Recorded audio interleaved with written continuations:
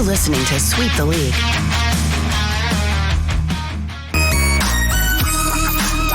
Hey, this is George Iceman Gervin, and you're listening to Sweep the League Radio.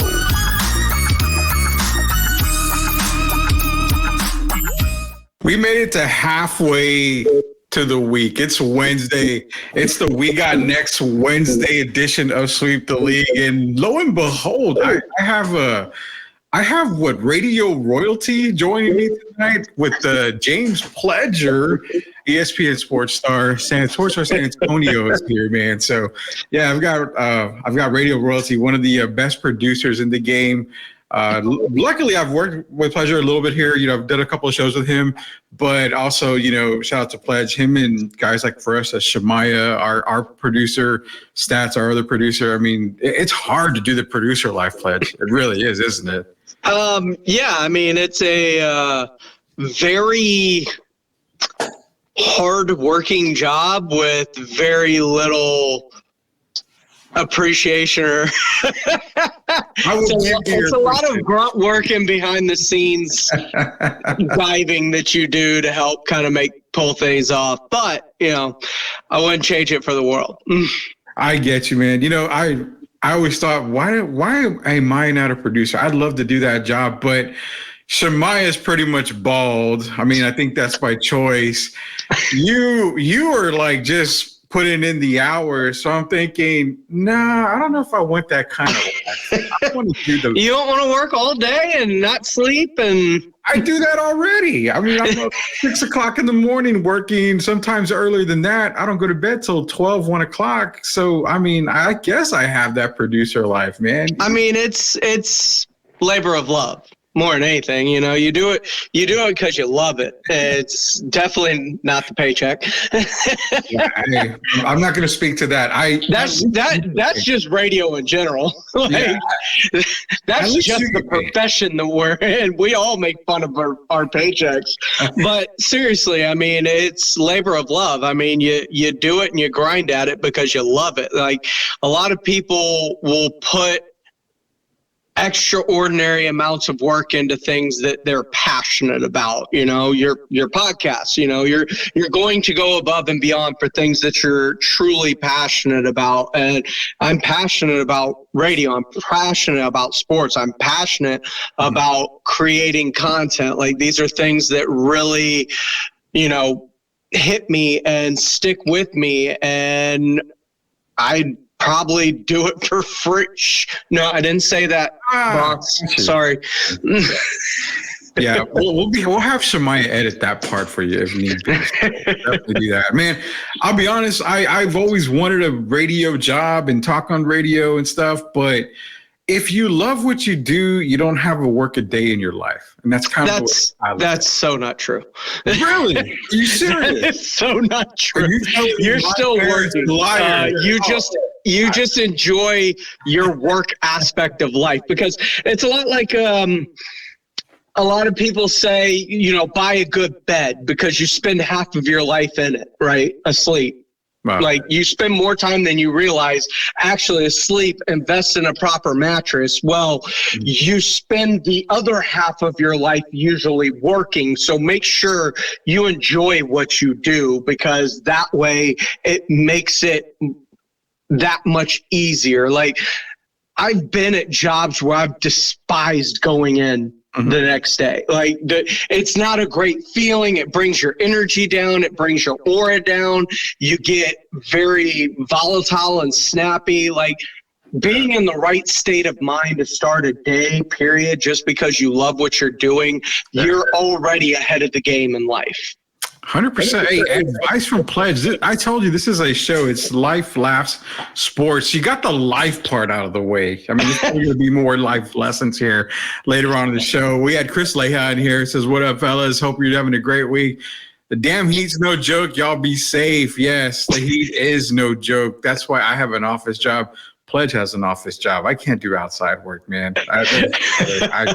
I'd cook like, the hams that there are out there. I played golf with Jason and Joe and Rob and the guys here at the station on Saturday.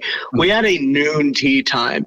I felt like I was cooked by the end of that day. Like, I've got the nice farmer tan right there. And the sun just took it out of me. Like that night, I was whipped. Oh, I could imagine, man. Especially golfing. Yeah, I'm not for that right now. I'm in the. I can shoot. I'm about a 98 on the golf course, and then I have to play the back nine, and then. Well, you fit in really well with the rest of our group. Me and Joe were obviously being a little bit more competitive with each other, while Jason and Rob were there to, bring the laughs, the beer, and yeah, I'm the designated cart driver, so I can do that. We all need one of those too. I'll go ahead and wait for the invite to be the caddy. So tell me what club you need. I have no idea what they give you, man. This is James Pledger, man, ESPN Sports Star San Antonio. You got our boy in here. Jeff Garcia, good friend of ours here. Locked on Spurs at Chris Leha. He's asking Chris now, does Rudy clear MJ for the best sports host? Now, I know it's not Michael Jordan. I know it's not Michael Jackson. Is there another MJ that is a sports host? I've only got one guy in mind who we both know very well.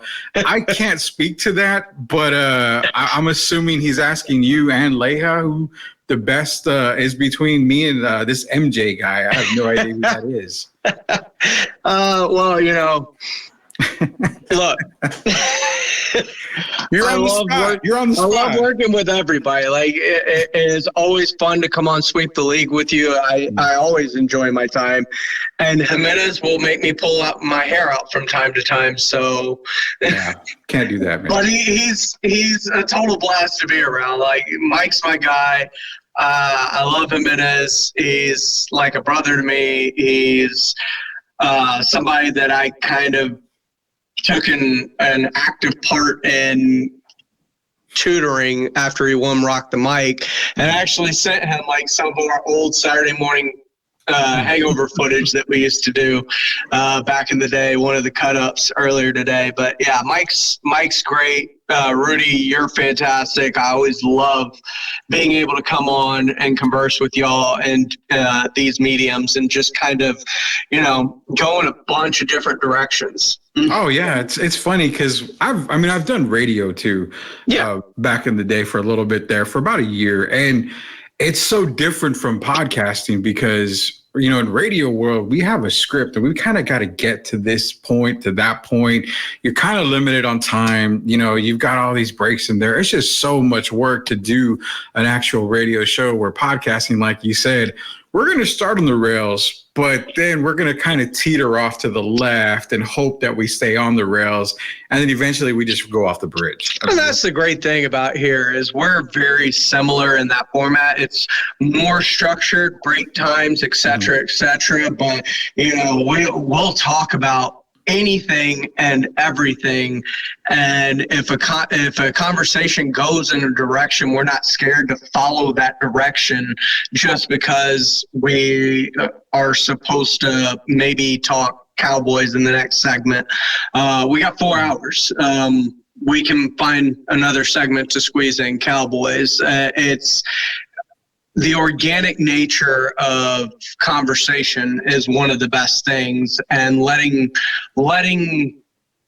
everything go the way it normally would in a conversation. Like Rob said this, Joe said this, Jason said this. We're just acting like a bunch of guys at the bar having a conversation with one another as anybody else would in the world. And it could turn to sports. It could turn to something else. Like, as our friend Jeff Garcia from Locked On Spurs commented in, there was an article that he posted today about this very rare Wemby 1-of-1 card that was pulled. And a debate was ensued about some of the drawings on that card and what they possibly were. And you, of course, have the alien, you have the spaceship, you have the mustache, but then there was this nondescript thing on his side of his head that looks very particular that just insinuate, you know, like, and Wendy is an anime type guy. He said bead of sweat, and I can see that. But at first glance, without knowing what it is, your mind's already there. You're laughing. You know what I'm talking about. I know what it is. It's a swimmer. I mean, it looked like a swimmer. We have to be G-rated in a way, but it's a swimmer. I mean, there was no doubt in my mind that it looked like that. And you know what? I tried to play it off because my daughter was there when I looked at the picture, and she's like, "Oh, look, spaceship. Oh, look, what is that?" And I said, you know, in the Hispanic culture, because Wendy is in San Antonio.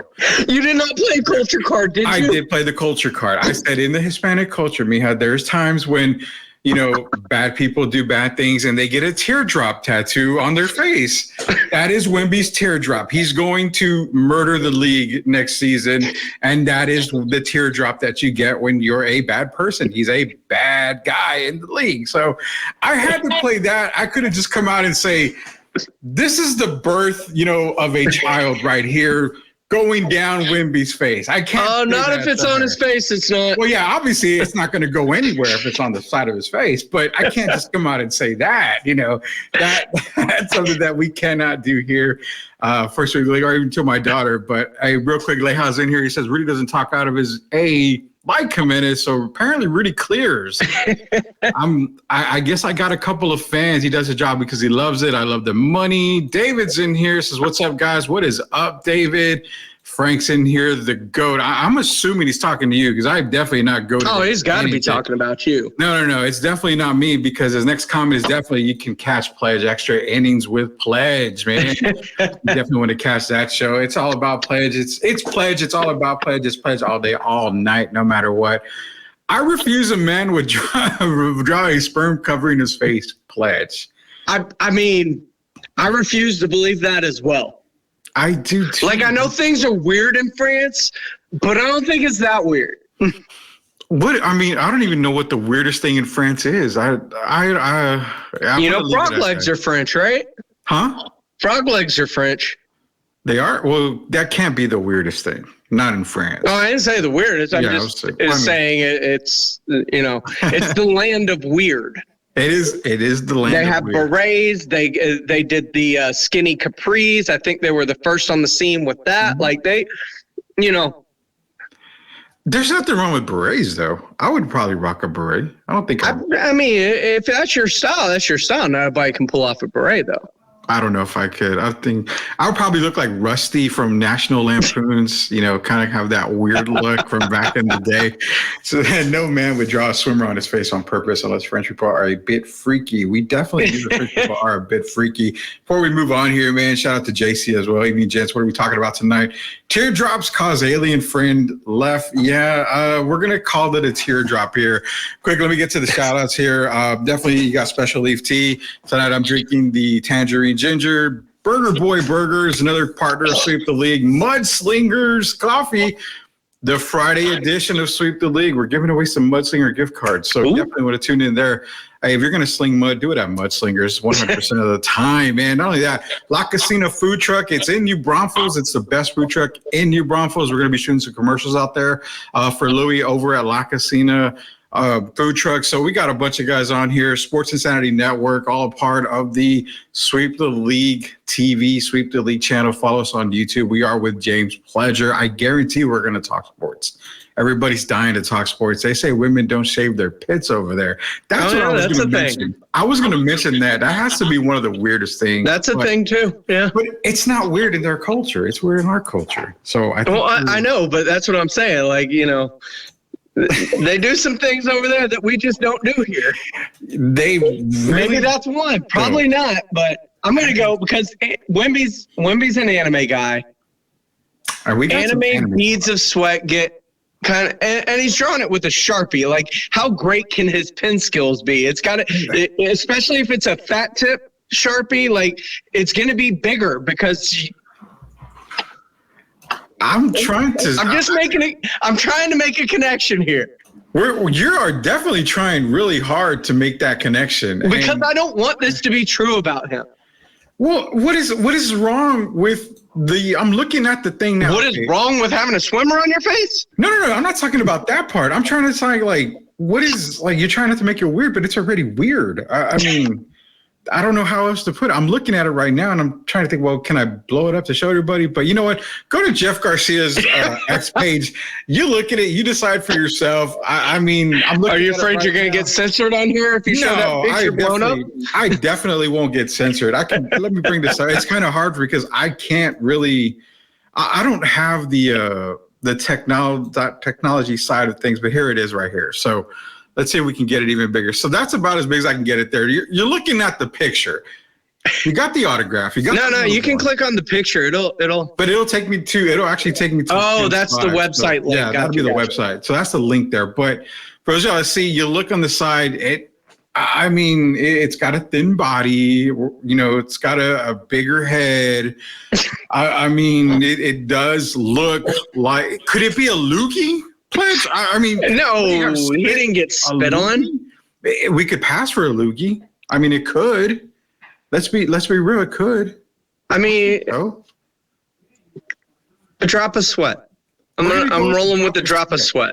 But a drop of sweat, it's beads, man. Like you get little drops. You don't get. Yeah, but it falls down. Remember the Gatorade commercials? Like you had that long streak that would go down when they changed the color of the Gatorade to the color of the sweat. You know what? You are making a valid point. So we can call this the sweat. We'll call it a sweat, not a swimmer. It's a different SW word. We'll say sweat. It is not the bead of sweat. It is the streak of sweat. It's a streak of sweat. Either way, the guy that pulled this card is rich. We're just going to say. Yeah, that feels like it's worth a lot of money. When you're talking about a guy like Victor and it is an absolute one of one. Yeah. You're pulling six figures, especially if you get it graded. It grades high. Oh, it's already graded out 10-10. Oh God, then yeah, it's minimum six figures. I'm probably putting it at the $250,000 start range. So before we go to commercial, before we go some stuff here, before we get into sports talk, quick tidbit. I pulled, and I've got pictures. I'll shoot you text messages with them. I pulled a Luka Doncic Prism rookie card autographed out of 10, gold out of 10. Ooh. So I got it. I pulled it at a show. It was at a local show that we have in San Antonio. It was back a long time ago. Got it graded that Wednesday. Pulled it on a Sunday, graded on a Wednesday. I feel like I'm, Solomon Grundy here. Pulled it on Sunday, graded on a Wednesday, and I sold it maybe like 2 weeks later for $7,500, Pledge. How much is that worth right now? That same card right now, I'd be living in my brand new home for free. Because the last time it was sold, it's only been sold one other time, and this was a couple of years back. It sold for $35,000. Yep. Now, imagine if he adds a Finals MVP to it in about 7 days. I regret. That's kind of the reason why I got a card collecting, because I screwed up big time on that Luka card. Definitely. Yeah, we're talking to James Pledger. We're going to get into some sports talk here. This is Rudy Campos versus James Pledger. We're going to a quick commercial break. When we come back, it's football talk. I guarantee you we're going to talk football with James Pledger, Sports Star San Antonio. We'll be back.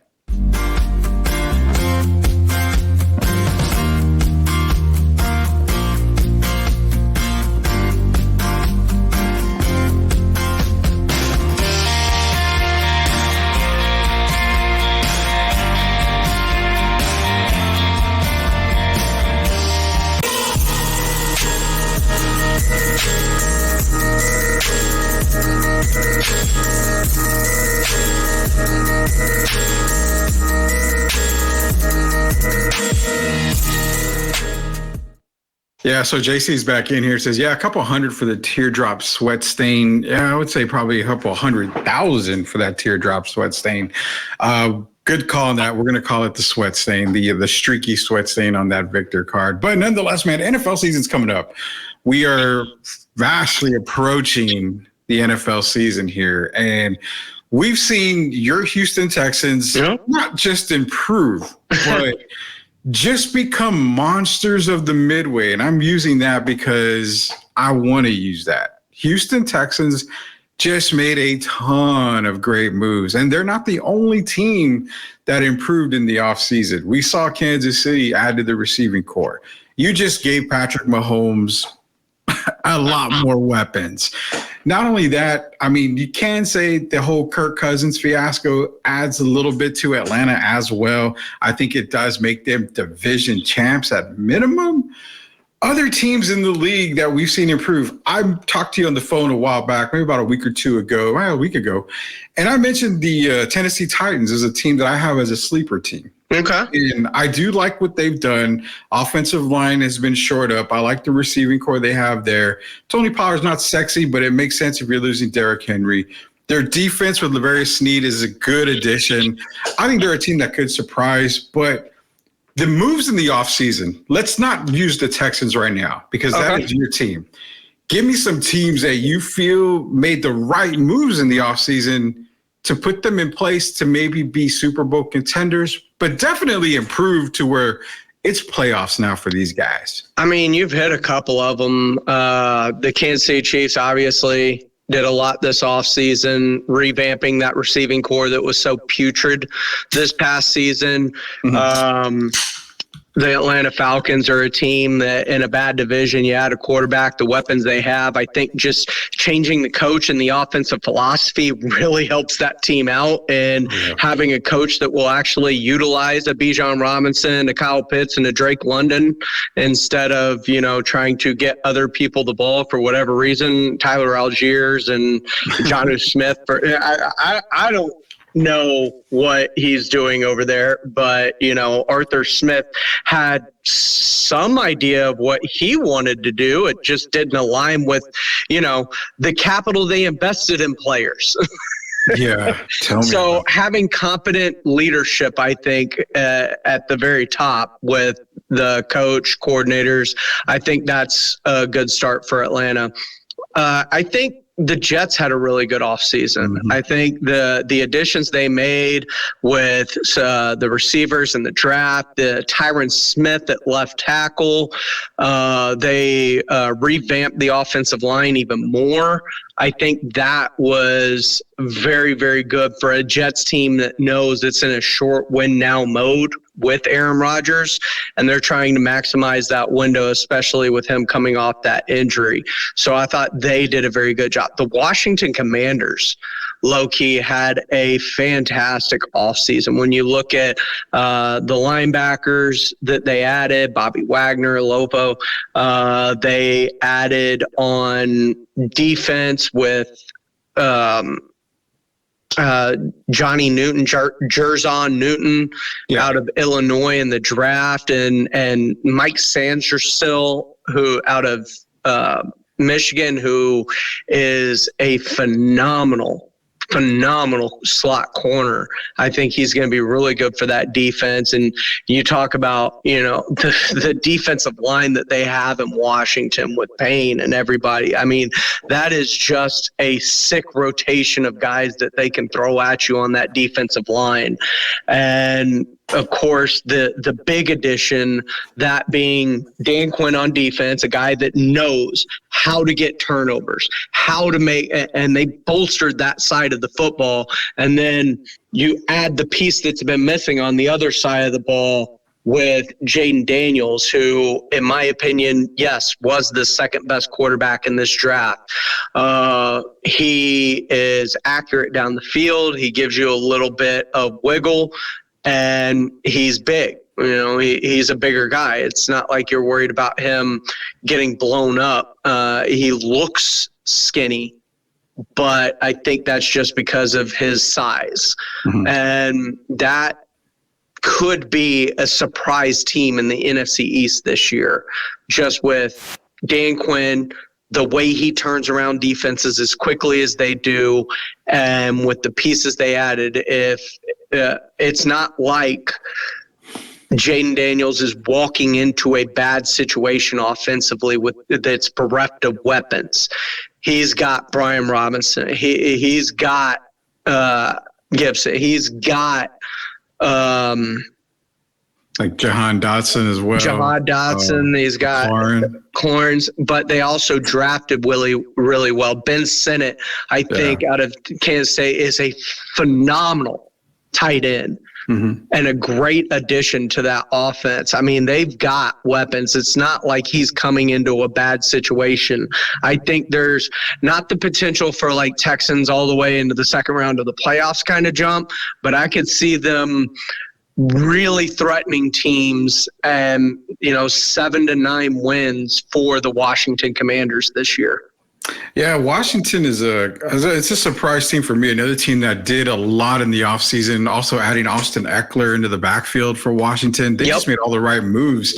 Not only that, I mean, the bringing in of Kingsbury as well. I mean, they've got the perfect offensive coordinator for that quarterback. In my opinion, I think it's going to be really well. Cliff's done the college thing. He's done the pro thing. So that he's got an offense that he can adapt to help Jane Daniels kind of transition into the NFL without putting too much on him too quickly in terms of all of the NFL schematics. He's going to make it a little bit easier for him to transition, similar to the way he did Kyler Murray when he was in Arizona. I also think the Chicago Bears had a really nice offseason. You look at the additions that they brought in. You look at the re-signings they have with like Jalen Johnson. Like they killed it. DeAndre Swift. Trading last year they got DJ Moore. This year they traded for Keenan Allen. They had a Roma Dunze. They have Cole Kmet, Caleb Williams. I mean, Chicago looks really, really good. And the NFC North is getting better and better and better as a whole. And it looks like the Minnesota Vikings are, with the highest paid non-position player, is going to be the worst team in that division. Yeah, I'm not a huge, and this is on record many times, I am not a big Caleb Williams fan. Why don't you like him? So, okay, he hangs onto the ball a whole lot. He tries to do a lot more. Does Patrick Mahomes hang onto the ball a lot? Yes, but with Patrick Mahomes, it's a total different type of player. Mahomes keeps his eyes downfield. Mahomes, when he scrambles, I mean, he's already a couple of steps ahead. When Caleb scrambles, Caleb is panicking. Just looking at a lot of the game film, Caleb is panicking. He reminds me a lot of Popke from Necessary Roughness. When he would scramble, he would kind of run around. Eyes would come off the target, and then he would kind of see a small window of opportunity. And I want you to go back, and I want you to look at not Patrick Mahomes in the NFL, not right this second. Look at Patrick Mahomes at Texas Tech. Okay. See if you see similarities. I can go back and look at that. I didn't really look at the Patrick Mahomes at Texas Tech. See, you're trying to compare him to a finished product that is considerably one of the greatest quarterbacks in NFL history, or at least trending that way. It's hard to make that comparison coming out of college. You got to look at, now, the one thing that Pat has going for him that Caleb does not is he got to sit for a year behind Alex Smith, learn from Alex Smith, and had Andy Reid as a head coach and offensive coordinator to kind of help bring him along. That's the one difference that Patrick Mahomes has that Caleb Williams does not. But I do see a lot of elements to Caleb's. A lot of the things that people don't like about Caleb Williams are ancillary things. They don't like that he cried. They don't like that he went and cried in his mom's arms when they got knocked out of, the national championship race this year as early as it happened. They don't like that he paints his fingernails. They don't like his fashion. Like they don't like things that have nothing to do with football. And the question is, do the guys in that locker room honestly like man, him? And the guys at USC swear up and down that A, Caleb's a leader, and B, they would go to bat for Caleb whenever. This is a guy that played through a bunch of things. He could have shut it down after their second loss of the season. There was no chance of a Heisman or a national trophy. He played out the year. Up until the final couple of games when it was just pointless, and USC needed to look to the future anyway, so it was kind of beneficial for both parties. But Caleb gave them everything he had this year when he didn't have to. And this is my biggest knock on Caleb. And again, the dress part, the fingernail part, the crying did concern me just from an analytical and an analyst type of what I was looking at. It concerned me, but what concerned me the most was, why does the crying concern you? To me, it's concerning because when you're in the NFL, especially at the Bears level, you're a rookie starter, you're probably going to lose a lot more than you're going to win in the first year. That's a big thing. So the crying concerned me to the point of, okay, I get it. You're emotional. I love emotions. That's part of the game. Remember, this was coming off the field after a loss that literally knocked him out of any chance of being in any sort of national champion, which was the reason of, playing this season. Like, his whole thing was about winning a natty this year. So when he gets knocked out of the playoffs, what Caleb are we going to get? Because the chances of the Bears making the playoffs, I'd say literally are 50-50 right now. They have the roster. Yeah. It comes down to Caleb Williams. So if Caleb is struggling at the beginning of the year, it's the mentality part, man.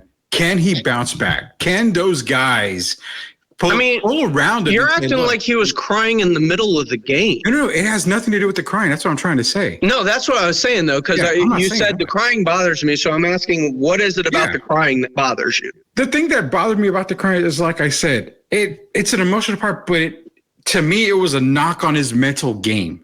Overall, it was a knock on his mental game. How so? Because the thing with me is, if you're going to lose in the NFL, you're going to lose a lot. Sure. If you're crying because you're out of a national championship game, I get it. You're emotional. I totally understand that. But it was everything that happened after that. You saw the struggles on the field. You saw the continued struggles on the field. You saw the emotion to where he actually didn't give a damn on some plays. You talk about the struggles on the field. I mean, they still scored like 40 points a game. They were losing, but it's not like it was Caleb Williams' fault they were losing. I've never blamed Caleb for USC's struggle or anything like that. When I look at a lot of these games and I'm looking at the prospects coming to the NFL, I look at them and them only. I can care less what the defense does. I can care less what, this lineman does, anything like that. I know it's out of his control. So I never look at anything like that. I look at mechanics. I look at, his eyes downfield. I look at emotions. When the play happens, you know what? If he overthrows a receiver, what is his reaction on that play? Is it, God, you know what? I missed it. Or is it times where when Caleb throws, he's just kind of like, like this, like, is it his fault? Is it my fault? A lot of times it's their fault. So I'm looking at more emotion side, and that's where I see in the NFL. It's a 10 times faster game than what we saw in college. So I've never said I want him to struggle. I don't wish struggle upon anybody when they're a rookie in any league, but I do see the struggles to start. Will that mean he's going to be a terrible quarterback? No. Peyton Manning was a bad quarterback when he came into the NFL. He had a horrible rookie season. It takes time. I'm giving Caleb the normal 3 to 4 years to see his development. Can he develop? Yes, he can develop. Anyone can develop. But for me, it's 100% mental for Caleb Williams. I believe he has the talent. I just don't think he has the mindset for it. That's my opinion on that. I mean, that's everyone's entitled to their opinion. But to me, when I don't,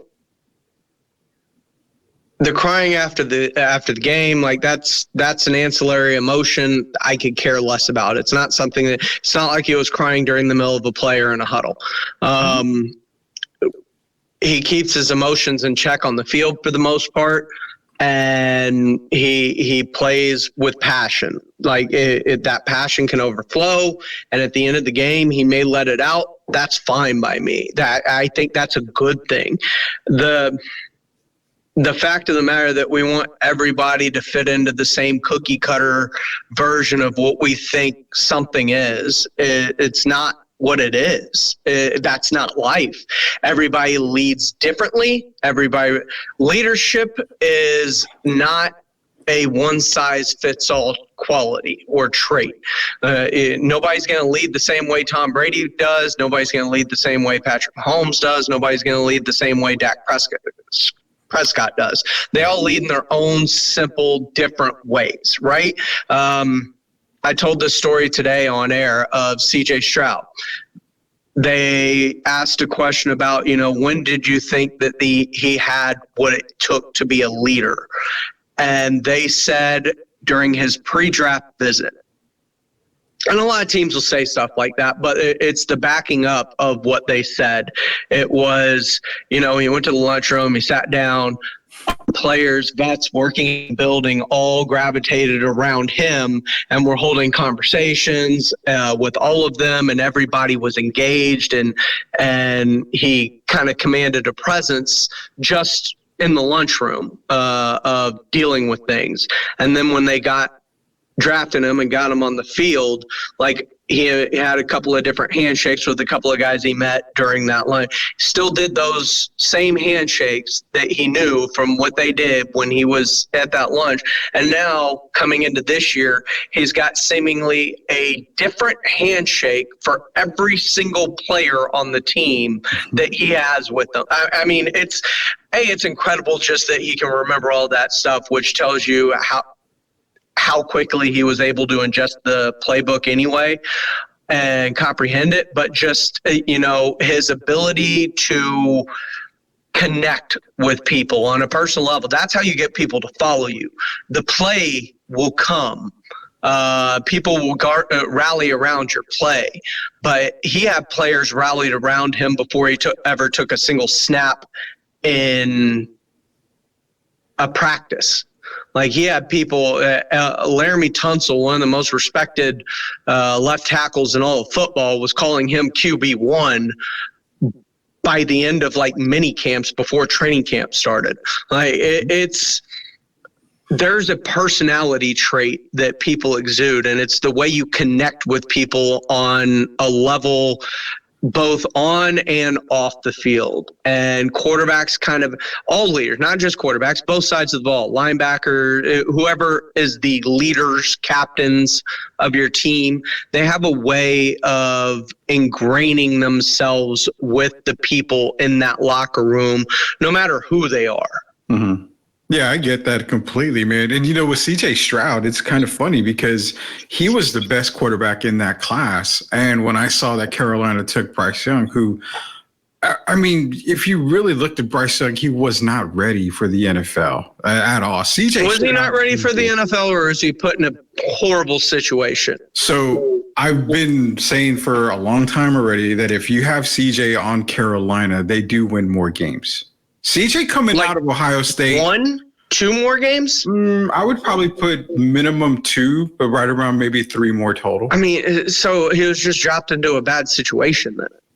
Possibly, and it could be different this year. I mean, Carolina. I mean, you're talking about a horrible offensive line with a horrible head coach. I don't think anybody in their right mind thinks that Frank Reich is a great head coach or offensive play caller, for that matter. No. So like he's in a bad offensive system with a bad play caller, with a bad head coach, with a bad ownership group, with bad talent around him, in front of a bad offensive line with no weapons. Like, yeah, it's going to be hard for any quarterback to thrive in that type of situation. Understandable, and that's what I love about you. You're so positive about every situation, man. You got to find the good in it, and I love that. That's perfect. I mean, there's good and bad in everything. Could it be that Bryce Young is too small, the game's too fast, that he can't make the throws? Sure. But I also know what I saw at Alabama against some of the best defenses in all of college football on a weekly basis. Like if you surround people with talent, you give them a better opportunity to succeed, and especially early. It is one thing to learn and then have pieces taken away, and just being a veteran of the NFL and football, you know how to overcome certain strifes and struggles and what to lean on where. That's how Patrick Mahomes, give Patrick Mahomes the weapons he had last year in his rookie year and see if he has the same, 50 touchdown season for his first year. Mm-hmm. It's not going to happen. Yeah. It's definitely not. Everything is about circumstance and situation. What circumstance were you dropped into? What situation were you dropped into? And how have you taken advantage of it? Dak Prescott was dropped into a pretty good situation his rookie year with one of the best offensive lines in football, a Des Bryant on the outside, a Jason Witten as a tight end, a pretty good defense, and the best running back in football drafted at number 4 overall at that time, Zeke Elliott, and they rode that all the way into the second round of the playoffs. I mean, he is a circumstance where the stars aligned for him, and he continued to throw. Now, what happened towards the end of his rookie deal, they were like, all right, your leading receivers are going to be Allen Hurns and Cole Beasley and Bryce Butler. Go out there and make something happen. And then they had to trade for Amari Cooper in the middle of the season because it was a complete and utter bleep show, right? Yeah. So, weapons help quarterbacks. There's only one Patrick Mahomes. There was only one Tom Brady. Not everybody can take nothing and make something out of it. A lot of these guys need help. I agree. I do agree. And that's why I say I give my quarterbacks, the rookie guys, I give them 3 to 4 years. That's why I'm so sad about the Justin Fields thing in Chicago, too, because if he would have had the opportunity with this roster, my goodness gracious. Well, that's my beef. And that's what I tell people a lot. I'm like, y'all don't understand. The Bears were in the perfect situation, the perfect storm. You know what? Draft Caleb at 1. Care less, but you keep Justin. Let Justin play. Let Caleb sit. But then it goes back to what I was saying. And that helps everybody, by the way, because if you let Justin play and you let Caleb learn, a la Patrick Mahomes did his rookie year behind Alex Smith, by the time the end of the season comes, you could potentially flip Justin Fields for more than a 6th-round pick if he plays well. Yeah. Oh, yes, definitely. You can definitely flip Justin for way more than what you got. But that was the perfect storm. Have Caleb learn, have Justin lead. And you know what? If you have Justin Fields in Chicago, I'm talking easily probably divisional champs. I have them right there with Detroit. Detroit's right there. Detroit's really good. Detroit is my Super Bowl pick this year. I have them winning it all. But I can put the Bears there with Detroit, with Justin Fields. Obviously, the Packers are the Packers. I mean, those 3 teams coming out of the North. It's going to be a fun division to watch. It's going to be awesome. And if Caleb turns out the way that people are hoping that he does turn out, then you're damn right that's going to be a fun division. And to say that the absolute probably maybe best player in that division won't have a QB by his side, that's kind of sad. But hey, that's the way the chicken, lays basically the egg in Minnesota for that, because it happened like that. You lost Kirk Cousins. But again, it comes back to the whole CeeDee Lamb thing for the Cowboys. I mean, I've been in massive debates lately over the CeeDee Lamb thing. All right. What about CeeDee? So last night I talked about it. I said, and I've talked about it the past couple of nights. Mm-hmm. You're going to pay 3 guys, and you mentioned it on the show. You're paying 3 guys. We don't know what the cap. Let's say the cap space is where it is right now. So you have your choice. And if you look at good teams, they've all got 3 guys that are paid very, very, very exorbitantly. Usually, all the good teams. Yeah, definitely. So what do you pay CeeDee? Do you pay him Justin Jefferson money? How close do you get to it? Yeah, I mean, you absolutely do. So. And that's the case. You pay. Can you look at CeeDee's numbers, compare them to Justin Jefferson's, and go, yeah, these guys are in 2 separate leagues? No. I mean, I'm not arguing the fact that they're not identical. I say you pay him, but if you're going to pay him, you don't do a Minnesota and not pay a Dak Prescott. You've got to keep Dak, because Yes. There's no QB out there you can go get. There's no one that's going to trade anybody to give you a quarterback like Dak Prescott. And please, can we stop with the Trey Lance stuff? Thank you. Another person has said it. Please, you've got to stop. There's a reason why the Niners gave up on him. There's a reason why the Niners shipped him out and packed his bags for him to get him out of San Francisco. Trey Lance is not the answer. He will not be the answer. They saw something that they didn't like. Now, could a different system do him better? Absolutely.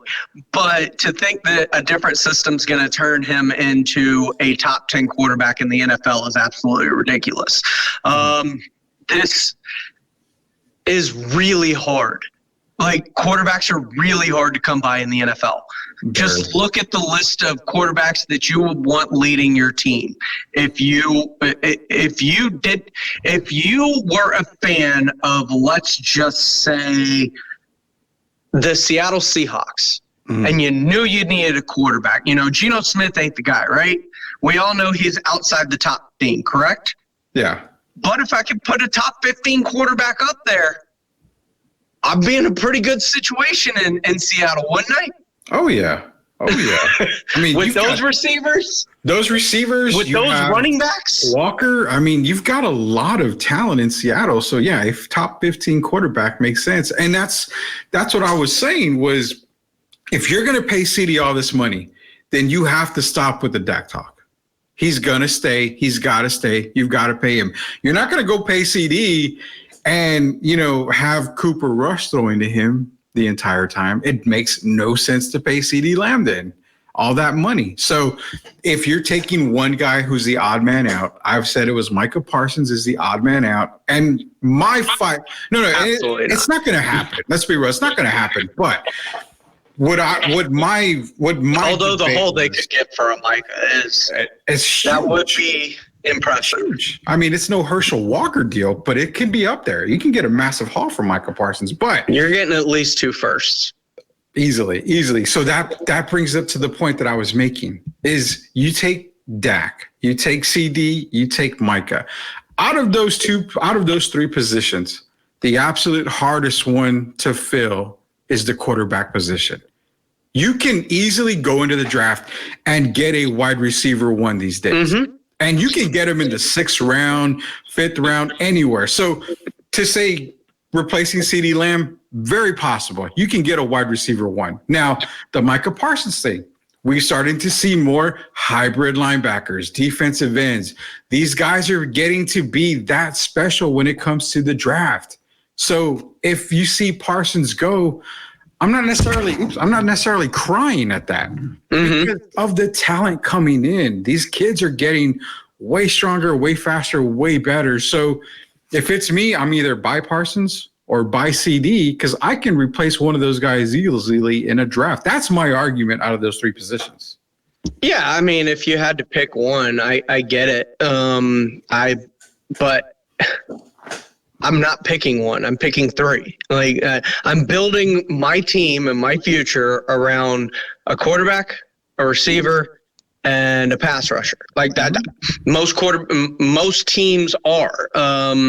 You may swap a quarterback or a pass catcher for a left tackle or for a corner. Every team's built a little bit differently. But I look at the way that offense cooked last season under Mike McCarthy, and this is all subject on I'm dealing with the things that I know to be true, right? Though Mike McCarthy told us after they fired Kellen Moore that, sometimes you just want to run the damn ball. And I immediately came on the next day and called Cap.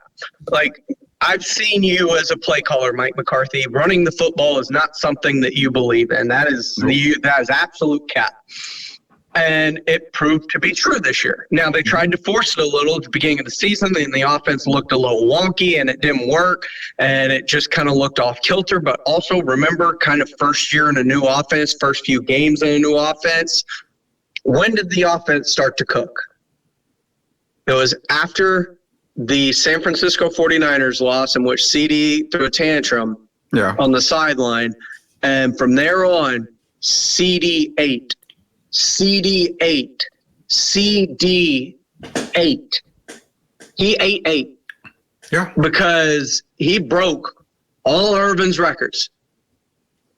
Catches, yards, CD's at the top of all Cowboy receiving history.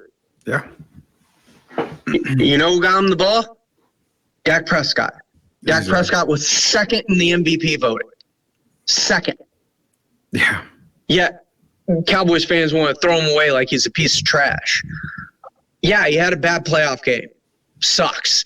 Yeah, I've seen good quarterbacks have bad playoff games. Look, it took Peyton Manning 8 years to win a Super Bowl. Look, it took John Elway his entire career to finally win one. Look, Dan Marino never won one. He got to one and never got close again. There are different timelines. Dak is lucky. He is in the NFC. He's got a clearer path than anyone in the AFC has to deal with. It is murderer's gauntlet of quarterbacks, Burrow and Allen and CJ and Lamar and Mahomes at the top of that list, blocking the way to a Super Bowl every year. Yeah. In the NFC, you got Brock Purdy, and you got Jared Goff, and you got Jalen Hurts and Dak Prescott. Those are the best quarterbacks in that division by a landslide, by a mile, and it's not even close.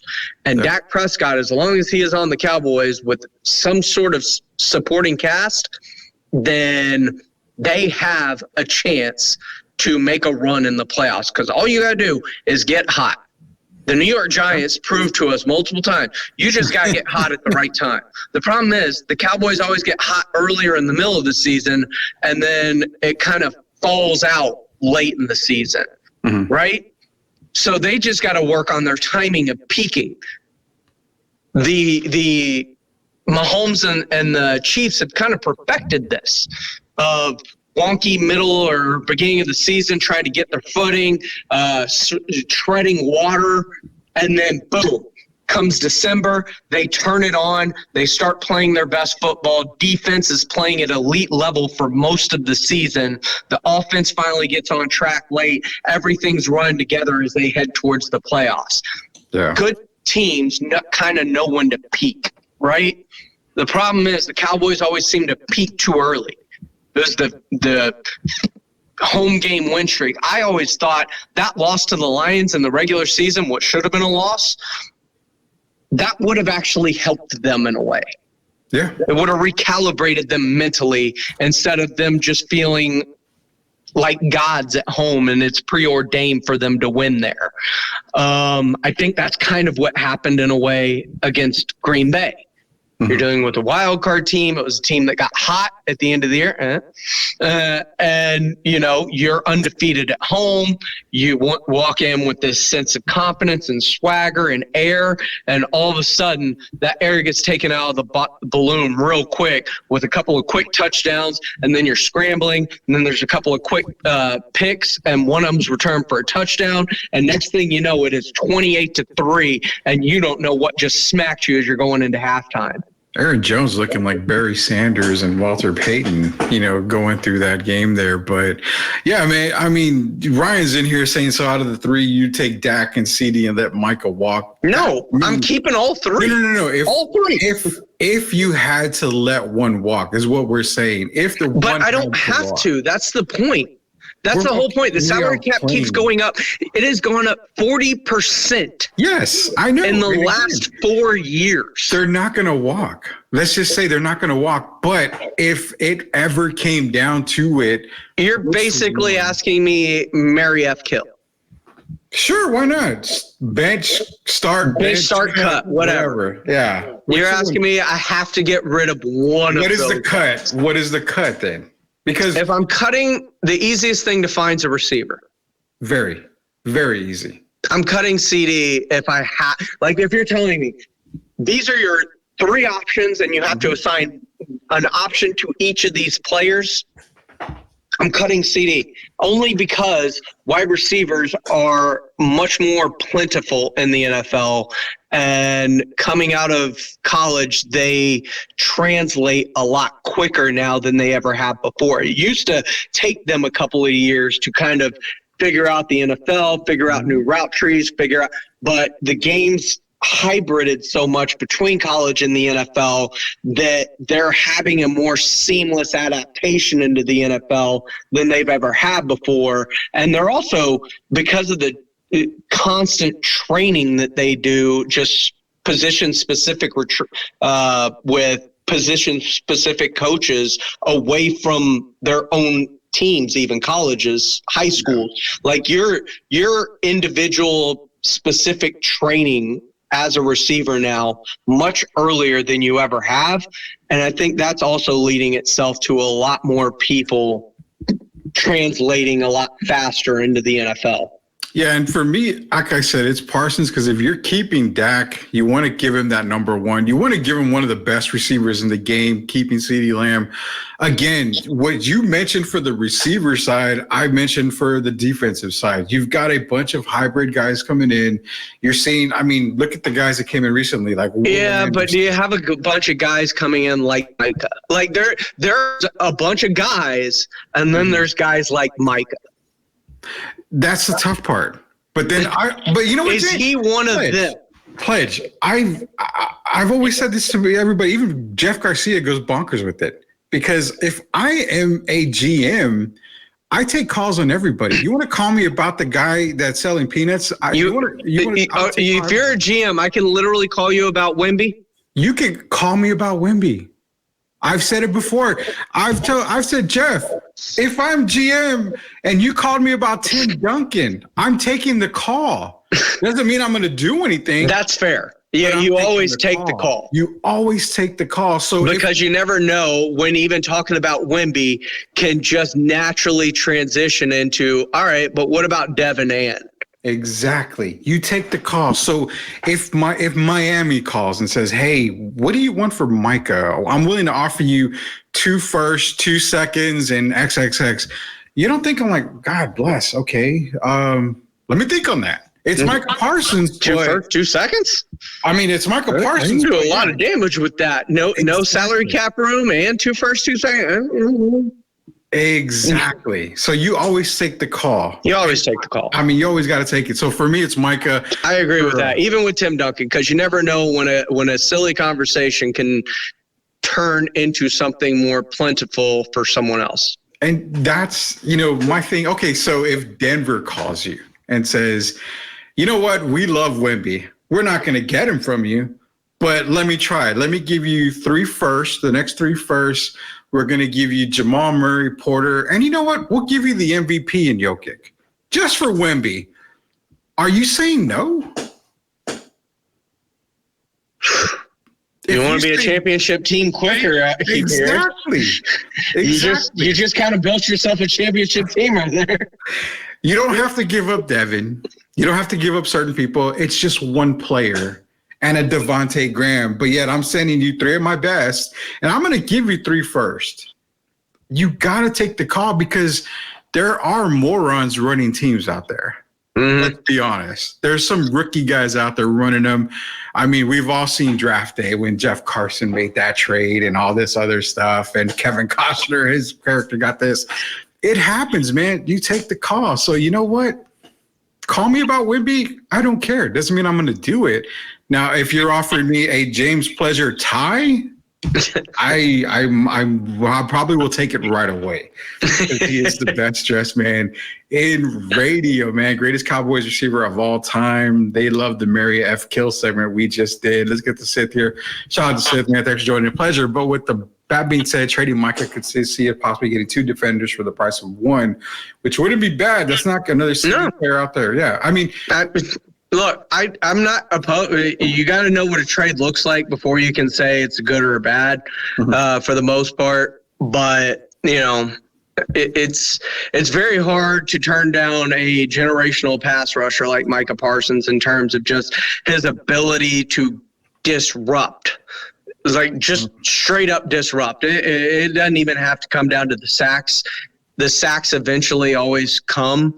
but his pass rush win rate is off. You look at his advanced metrics, so the amount of attention he commands that frees up other people. Now, if the Cowboys could get somebody on the other side of him to take advantage of those situations, it would be even more impressive. But it could happen. It could happen. And when it does, I'm going to text you and be like, why is Micah gone now? It's happening. It's happening, players. They want to sweep the league shirt. So sweep the league shirts out there. I'm working on a distributor. So for all you guys who want to order one, we'll get you the information that want to order a sweep the league shirt. Come January, Micah hasn't been doing anything that stands out. I don't follow the Cowboys too much. So he wears down as the season goes on, but it's mainly because they're playing him a undersized, 250, 55 pound guy exclusively at defensive end. And, that's going to wear on you at the end of the season. All the chips, all the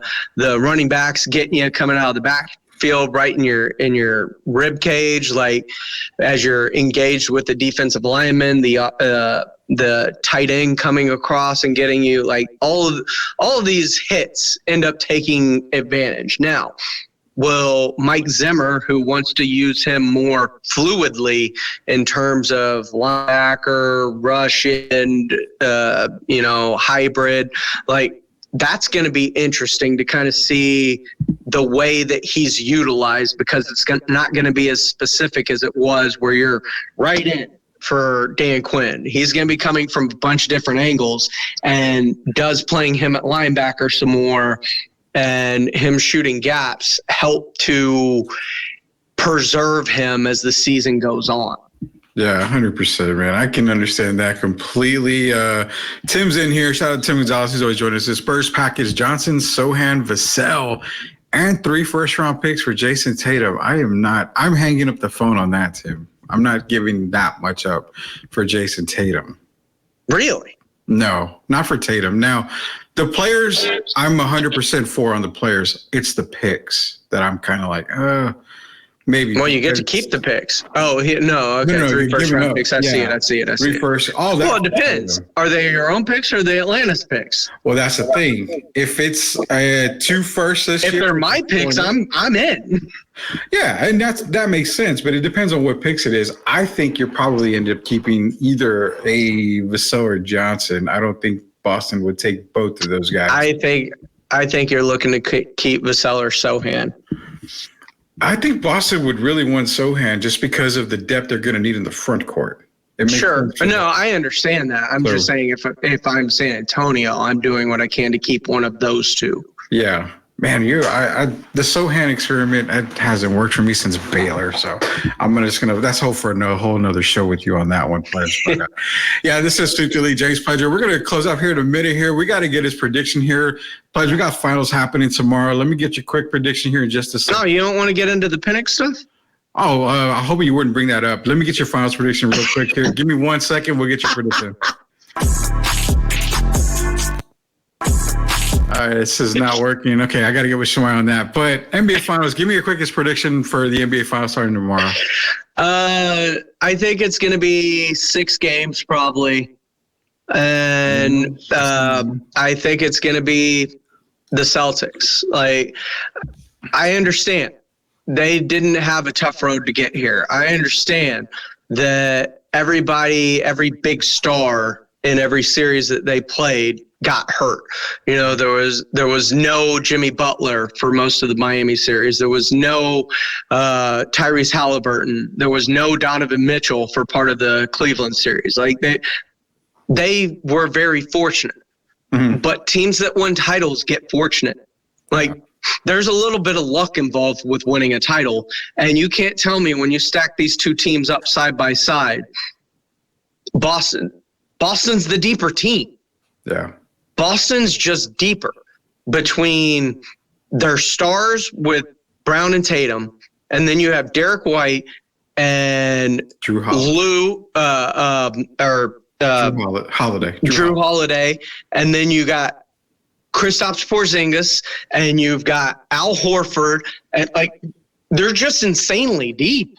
Yeah. Like I love the depth that the Celtics offer and how deep they can roll, but I also think Derek White's kind of an X factor for that team. Everybody talks about them choking and stuff, but I mean, yeah, they choked last year. They fell short last year. Last year did not go as planned. But they didn't have Drew Holiday. The year before, or 2 years before, they lost to the Golden State Warriors in the finals. That's not a choke to me. You made it to the finals and you played a team that is considered a dynasty and lost to them. Yeah. Like, that's not a choke job. As good as you think you are, there's a little bit of luck involved. So they've got great players across the board. They are deeper. The Mavs have the 2 best players, in my opinion. I agree. They have the 2 best players, but like you mentioned with Boston, the thing is, when I saw Boston made the trade for Drew Holiday, I immediately called Derek Gervin. I said, Boston's winning the title. It's over. That was the key piece that they needed. That guy going side by side with Derek White, that gives them the best defensive backcourt that they're going to need, because then it allows more freedom for Jason Tatum and Jaylen Brown to not be so focal on the defensive side. But not just that. They're not switching a Rudy Gobert onto, like, if they're trying to switch, they're switching from one great defender in Brown or Tatum, or best case scenario, Luka's switching Derek White onto him, right? Yeah. That's his best case scenario.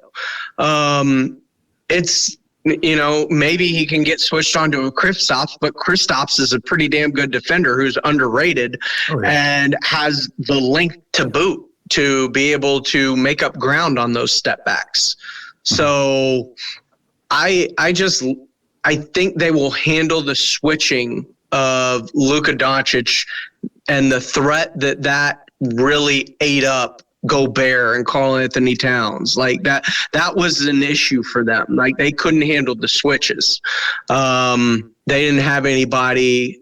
And when the Mavericks struggled, you saw they were able to get through those screens and continue to keep someone on Luka that wasn't a mismatch.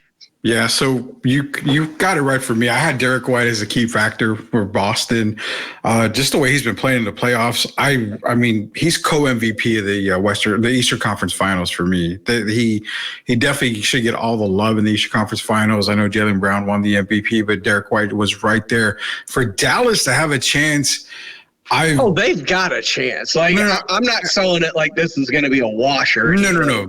Minimum 6 games is what I've said. Yeah. I have Boston in 6, but where Dallas what they need to have happen, it's not so much Luka. It's not so much Kyrie. The player is Derek Lively. He's the main factor. Now, I give the front court check mark to Dallas with Gafford, Lively, PJ Washington. I like their front court. Where I look at it being the best for Dallas, best case scenario, is if you see Derek Lively the way he played against Oklahoma City, the way he played against Minnesota. When he was playing, Edwards, wasn't getting to the basket. He was settling for the jumpers. Karl Anthony Towns was not the same player. And that's what Lively brings. He's bringing that Tyson Chandler-ish type player. And I think if he continues to play that way, Dallas could have that shot to really come out on top and be NBA champs. So Lively's my key to that victory for the Dallas Mavericks. And if it goes to 7 games, I told Derek and Gio last night, if it gets to 7 games, I'm kind of worried if I'm Boston. I don't want to go to 7 games. I mean, that's what you got to watch out for with all of these teams. Luka's going to get his. Kyrie's going to get his.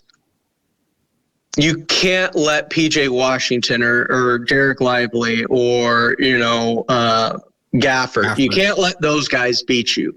Those are the no-goes in terms of, but I also think that they're not going to be as in a bind defensively if they get caught in a switch on Luka. Yeah.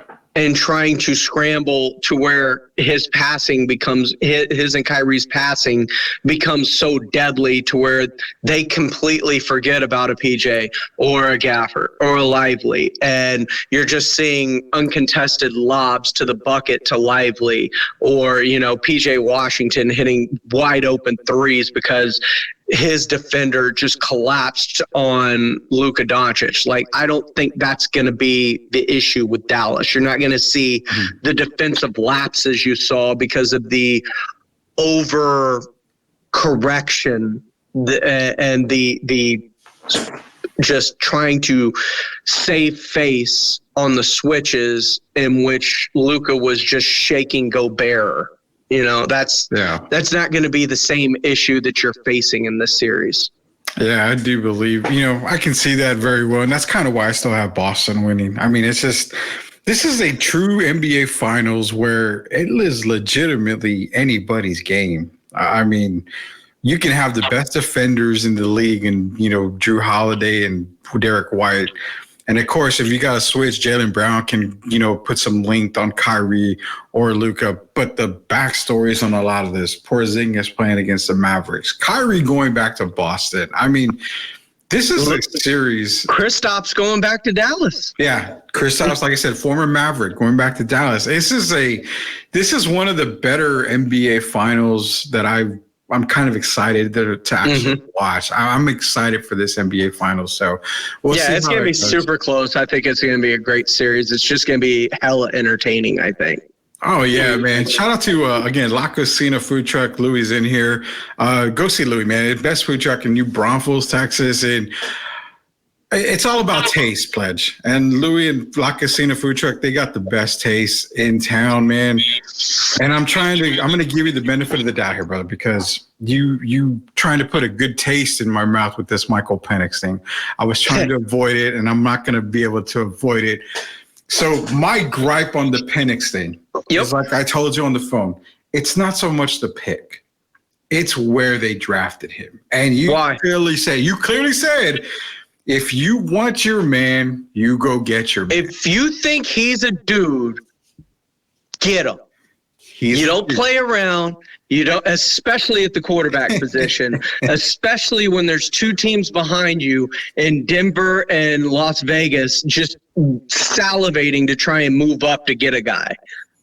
If you think there were more teams that needed quarterbacks than quarterbacks, once they start flying off the board and you've identified a guy, don't get cute with it. That's how you lose your guy. Would you be surprised that I had Penix number 3 on my quarterback rankings? No. So I would have been Penix in a clean pocket is one of the most sexy quarterback prospects in this draft. Like when he is clean and taken care of, he is incredibly accurate. Just a dart thrower. Yeah. I get that. And I was preferring Bo Nix. That was my number 1 guy. After that, I was like, okay, we can wait on the draft. We wait a little bit. And I was a Spencer Rattler guy. I would have loved to seen Spencer in Atlanta. So I was okay with them waiting to get a QB. After Penix was there, I'm looking at Tulane with Michael Pratt. I'm like, Pratt's perfect for this system. I would have loved Michael Pratt. How many quarterbacks have you listed out? Have I listed? Yeah, just now. So I've listed 4. I've listed 4. Okay. McCarthy wasn't. I wouldn't have taken JJ McCarthy. I do not believe in JJ McCarthy. I do not either. But if you look at the top 3, those guys were gone. Period. So I'm looking at my other guys outside of Daniels, Caleb, and Drake. What's the gap you have between Penix and Pruitt? Pruitt. So. What's the gap between them? If we're looking at a 10-foot hole, it's probably 10 feet. It's big. It's big, right? It's big. What's your gap between him and Spencer Rattler? Ooh. I have Spencer probably in a 10-foot hole about 3 feet. They're pretty close. But I would prefer Spencer. They're closer for you than me, but Spencer's Okay. Yeah, he's a great developmental type guy that hopefully pans out, Developmental is a key word. Because you have Kirk Cousins. Yes. And that's the sitting part. No, it's the sitting part. But if you have a feeling like, man, I think this dude's going to be a top 10 quarterback at some point in the NFL, or like, I think, if everything breaks right and we got everything around him and he develops and comes along, and even though he never really showed it in college, that maybe potentially he could possibly, with the right amount of work and the right system and not being thrust into bad situations, could potentially, be a starting quarterback one day. Or I think this guy can be a Pro Bowler. Like, you're taking the Pro Bowler. I don't care where he is. Like, if you think that highly about a guy, you go get him. I get it.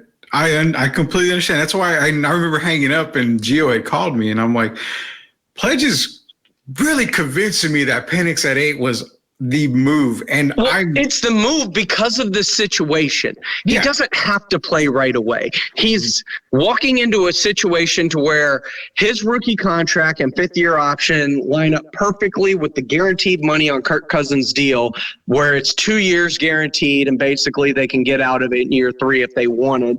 So you give him time to learn from that Washington offense into an NFL type offense, pick it up, and then being put into a situation. Not only does he have a good offensive line in front of him, not only does he have great weapons surrounding him, but hopefully the defense is built up by the time he takes over. And even better yet, hopefully he's used this time to basically soak in all the information he can from Kirk Cousins while he can.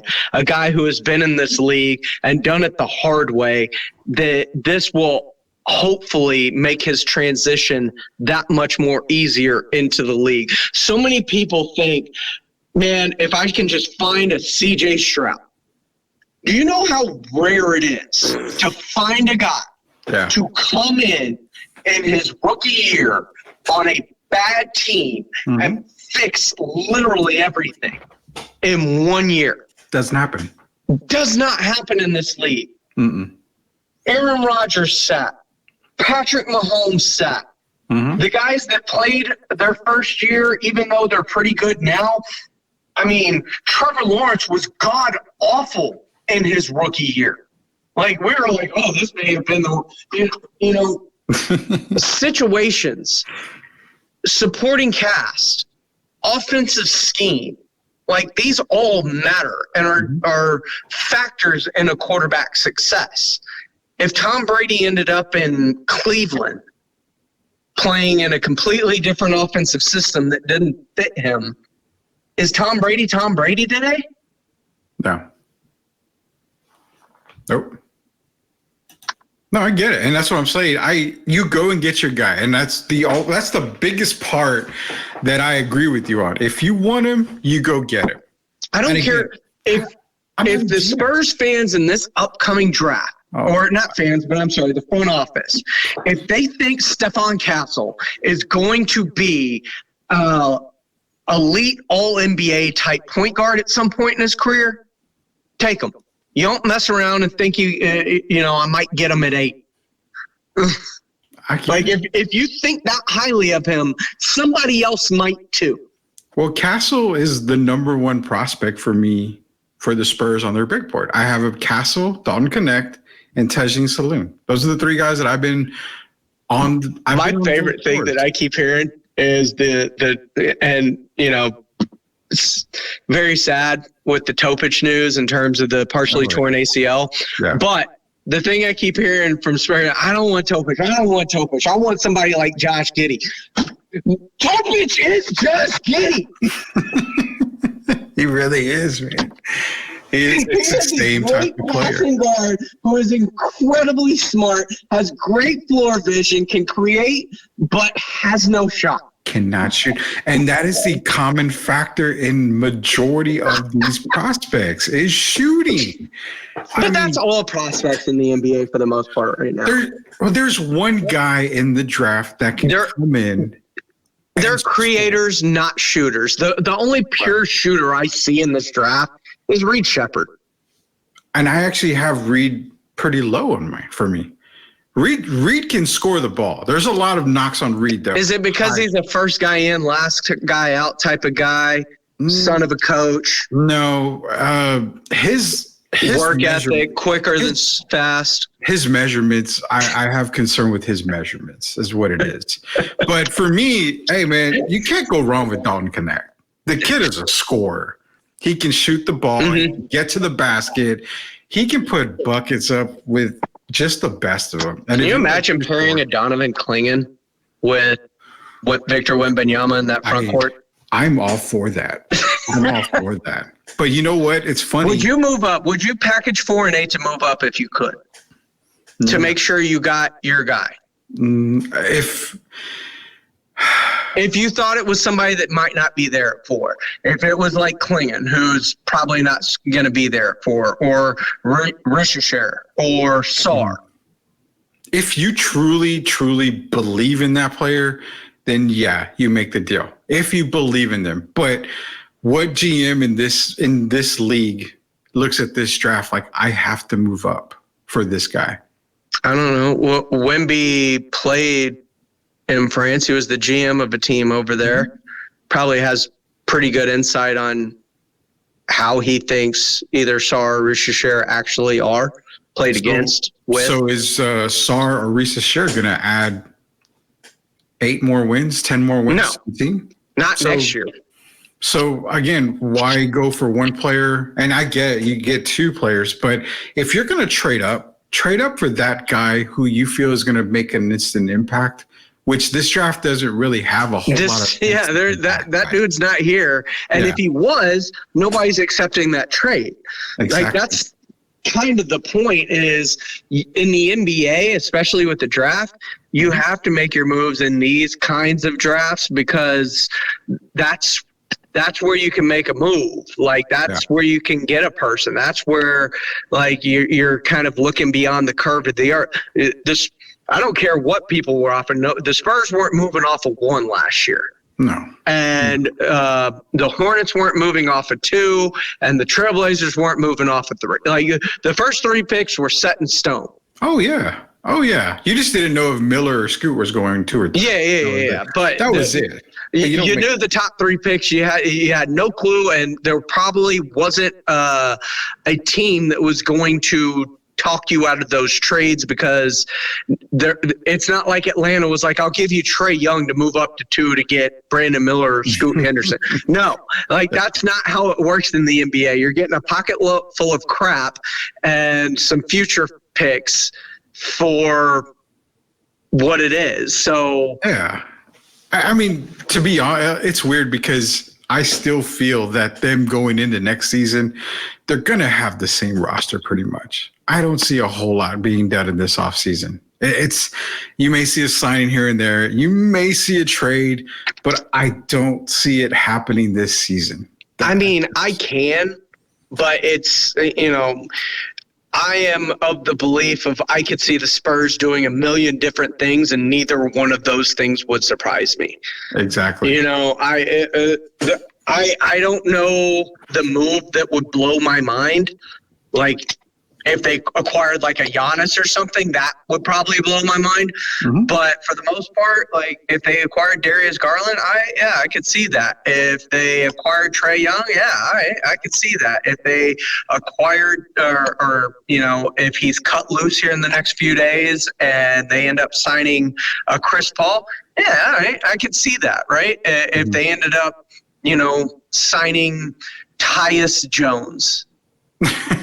I could see that. The Spurs move right there. It's like Tyus Jones. Well, I'll tell you what, because I know we're up against the clock and I got another thing to get with you real quick on, but you go ahead and ask my buddy Joe Ryan-Eggle this. If there's a move that the Spurs made, and I've been clamoring about this, I've been talking about this, I've been trying to get the Locked On Network to listen to me. If there's a move to be made, how much of a chub would it give Spurs fans if it was 4 and 8 for Lauri Markkanen? Oh my God! That's what I've been. I've been on that train since Chicago, man. Dude, I have been clamoring for Lauri Markkanen since the Saturday Morning Hangover when he was in Chicago first trying to get me. Like, I have been on the Lauri Markkanen to San Antonio train for. I think I initiated the train, if I'm to be honest. I have been on this train for so long, and I've almost given up hope. And then I see the rumors that they may move him, and I'm like, don't give me hope. Well, it's funny because I've been on that marketing train as long as you have, and I would always tell people, you've got to get him. You got to get him. When the Spurs traded DeMar, and I saw Chicago, I'm texting Jeff like, who is it? Is it Markkanen? Is it Lauri? Is it Lauri? Nothing came out, and I'm like, to me, it had to have been. I'm like, how do you do that deal without getting Mark in return? Exactly. But this is the time because Utah is in, they're in mediocre Valhalla right now. So if they're not going to want to pay, they've got John Collins, they got Sexton, Jordan Clarkson. They're not going to want to pay a lot of these guys. So your best asset is Markkanen. If you're San Antonio, you're Brian Wright. It's like, how about 4-8? And this is my deal. We're going to give you Keldon because of the numbers. The numbers work perfectly. You want Devontae Graham? Take Devontae. You want Zach Collins? Take Zach, whatever. You want Malachi Branham? I'll give you a Malachi Branham. Whoever you want. But if we're going to give you Blake Wesley, he's yours. We're going to give you 4-8 this year. The only thing you can't have is Sohan, Vassell, or Wemby. Yeah, well, that's what I'm saying. You're giving up Keldon, 4-8 this year, and my 2025 first round pick, which would be the Spurs. Why? Because because I want to keep Atlantis. Yeah, it's not going to. They're going to be without. They're going to be outside of the top 13. And hold on, they've got 3. Who's their other? It's Chicago's first round pick. Chicago and Charlotte's. Charlotte's could convey to them as well. Okay, so they potentially have 4, maybe 5. 4 is the max because Toronto's conveyed this year. Yeah, so Toronto's conveyed. So then that's what I'm saying. Give them your 2025 pick because you're going to be a better team with a Vassell, with a Lauri, with a Wemby.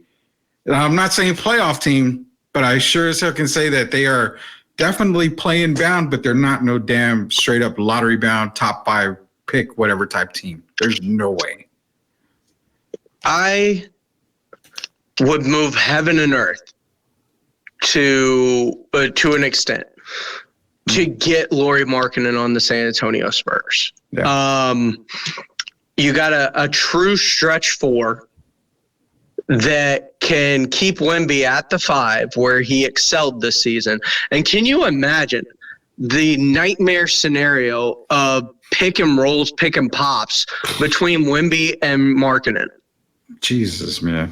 It's unreal. It's like just the ability for those screen and rolls, screen and goes, screen and pop, like just the different things that you could do with the skill sets of both of those players would be dynamically just incredible. I know. It's amazing. But you and I here are talking about the Lauri train, and it's like if you have that picture in our head and you hear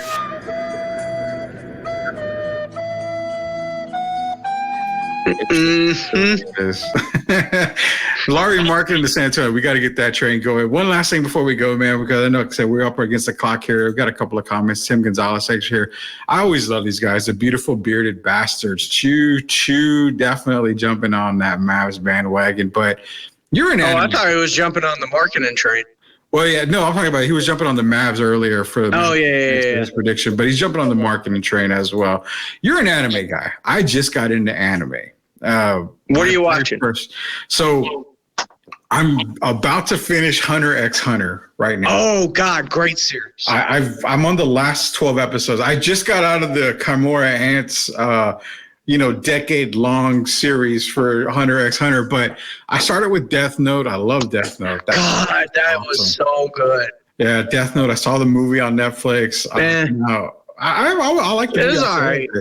But with Hunter x Hunter, I'm glad you brought it. I'm glad you've seen it because I just finished the episode where with King, and I gotta forgive me on the names here, where they were playing. Yeah. And he was about to die, and she dies with him, and then you have that whole scene at the end where, are you with me? Are you here? So I'm here, and I haven't teared up like that since Artex and Atreyu and good anime can really hit you in the feels. There was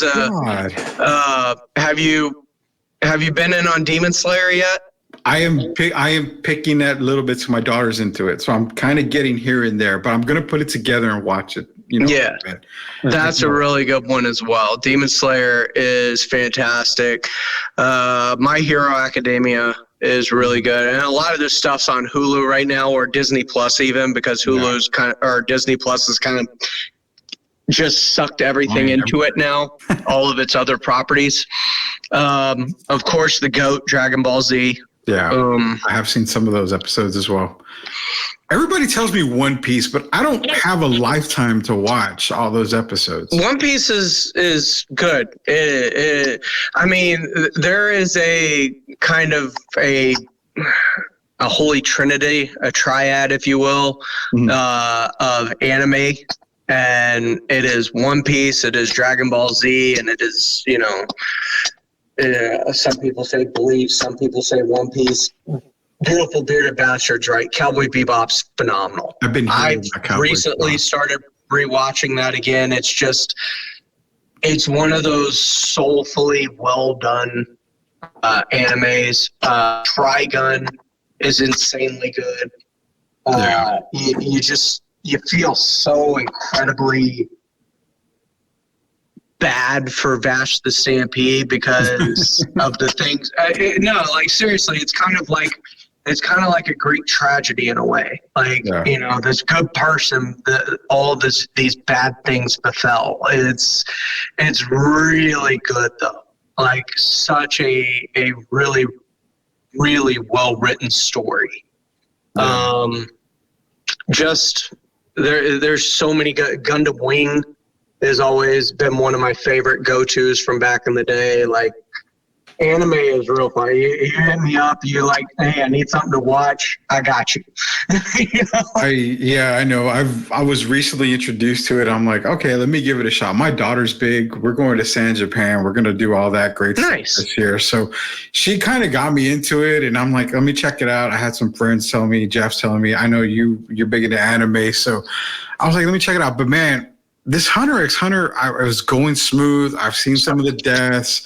I saw Gon go, Super Saiyan going recently, like massive. I'm like, this is awesome. The death that he gave a couple of that one girl, but then seeing that episode, I'm like, I don't think I've ever been crushed like that since Neverending Story. Yeah, I mean that little back and forth was just.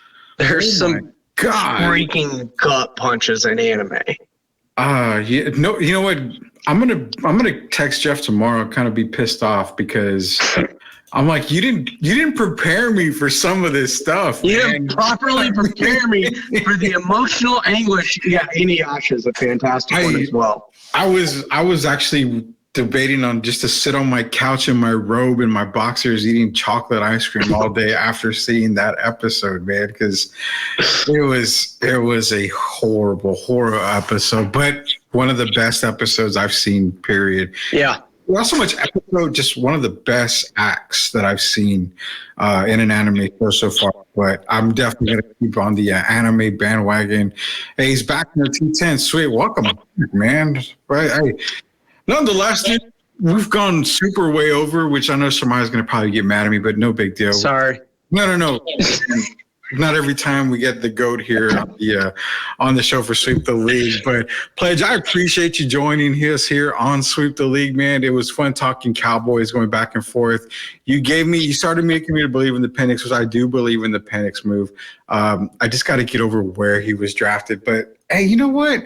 Winning cures all, doesn't it? Mm-hmm. As long as the Falcons are winning and not choking in the Super Bowl, then life is good. But I will say this, dude. I think there's a return to the playoffs this year for them.